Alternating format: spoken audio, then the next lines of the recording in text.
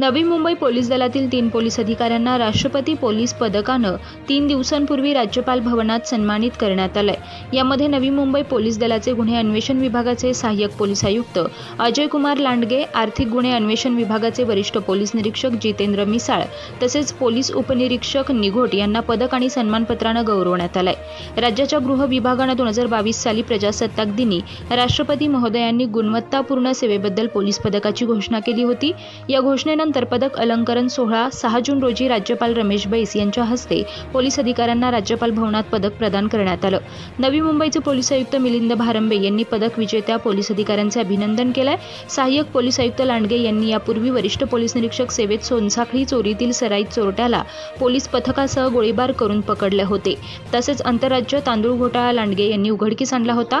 कळंबोली येथील बॉम्ब प्रकरणासह पोलिसांची हत्या करून त्याचा अपघाताचा बनाव केल्या प्रकरणाची त्यांनी उकल केली होती।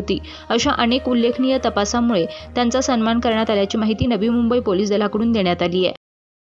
पनवेल, नवी मुंबई आणि रायगड जिल्ह्यातील ताज्या बातम्या आणि नवीन घडामोडी पाहण्यासाठी सबस्क्राइब करा कोकण संध्या न्यूज चॅनल आणि दाबा बेल आयकॉन।